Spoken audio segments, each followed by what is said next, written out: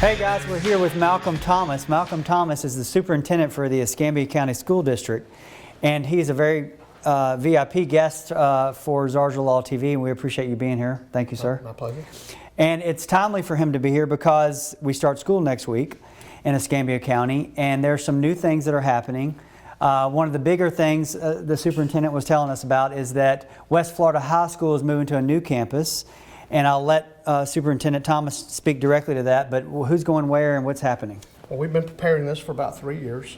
So West Florida High School, which previously was located on Longleaf Drive, will be relocated to what many would remember as the old Woodham High School site on Burgess Road, also was Woodham Middle School.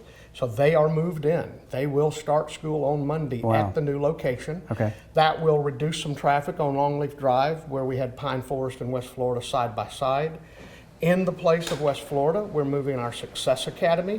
This is a program for at-risk students. They're behind grade-wise, behind academically. And because that site cohabitates the location with George Stone, we'll be building vocational training into the programming for those Success Academy Those things fit together quite well. Yeah. Going to be a win-win. That's great. And I asked him about the traffic potentially related to that move, and he didn't think it was going to be a humongous deal, but can you talk about that a little bit? Well, I think the Burgess Road traffic, obviously, it'll be different. And so anytime you change, people need to be expecting the change. You'll see an increase in traffic on Burgess during our time of take-in and dismissal. A lot of student drivers. This is high school, so you have many of those that will drive to school. But our parking lots are pretty large on the Burgess Road site, so we have plenty of space off the road to get the vehicles so they can have time to park and settle. And then on Longleaf, it's going to be dramatic, the difference taking one of the high schools off that road. Okay. And then from a school safety perspective, of course, nobody likes to think about this, but you have to these days. School shootings are in the news, not school shootings, but shootings are in the news.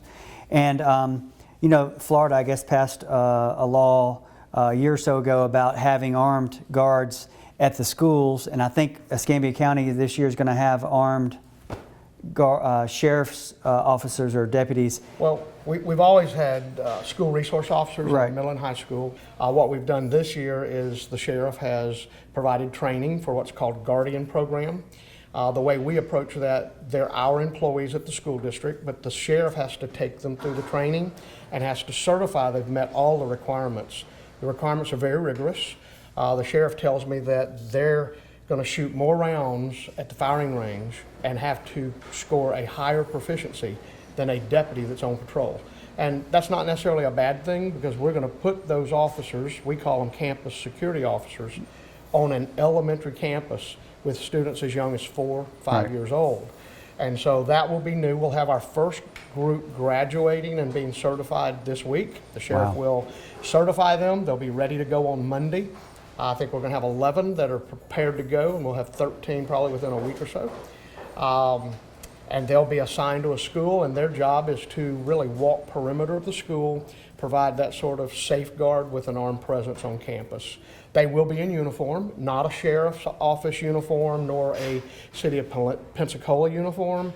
It'll just be a bright shirt that says security. It'll be readily identifiable, and that will be new. That will be primarily in elementary schools, because we will maintain our partnership with the sheriff and the chief to keep the school resource officers on the middle school and high school campuses. All right. And I guess the duties of the resource officers, has it expanded some because of the perimeter type stuff that needs to be taken care of now, or is that, how does that work? I mean, I don't think that has changed. I think SROs have always helped us. Make sure the gates are locked, make sure if somebody tries to intrude, they're going to help deal with that. The big difference, I think, with school resource officer and the guardians that the sheriff's going to certify, school resource officers have arrest power.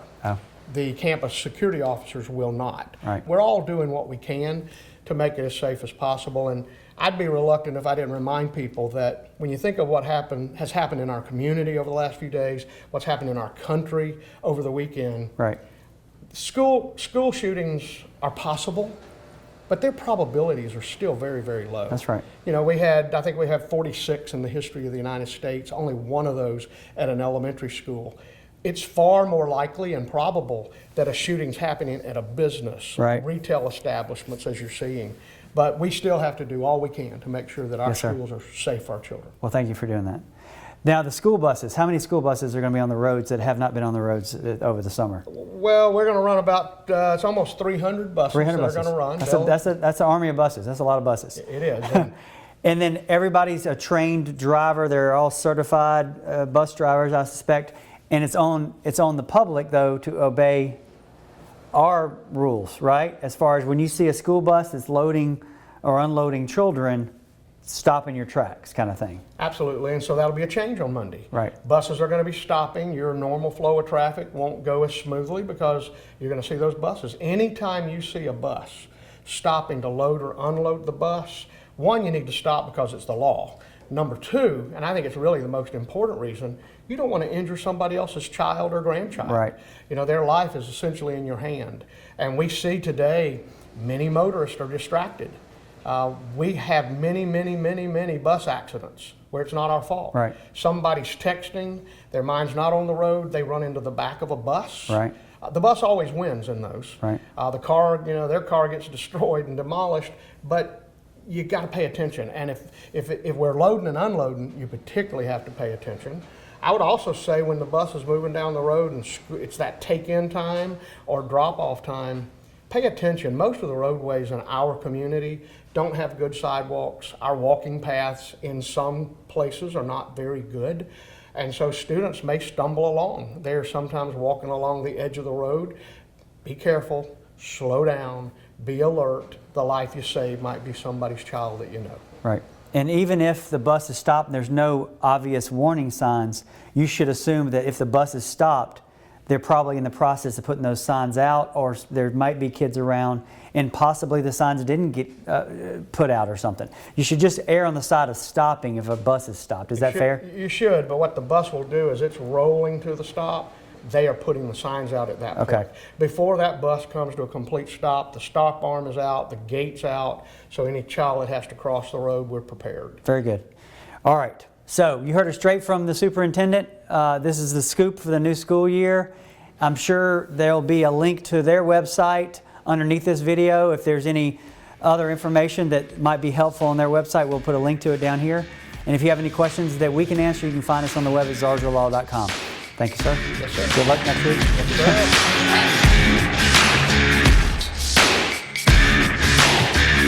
Yeah, the other thing I didn't say is we will travel 30,000 miles in one day. That would have been cool to say. That's how far buses Wow. go in one day. We run a three-tier system of transportation. So the bus starts out in the morning and runs an elementary route, drops them. Then they go pick up the high school route, same bus. Oh, I didn't know drops that. them. Then, well, it's efficiency. Right. Cut those costs. Right. Then we run in the afternoon, we repeat it. Oh, I didn't know So that. when you take the miles that all the 300 buses are going to travel in a day, over 30,000 miles. That's amazing. In one day.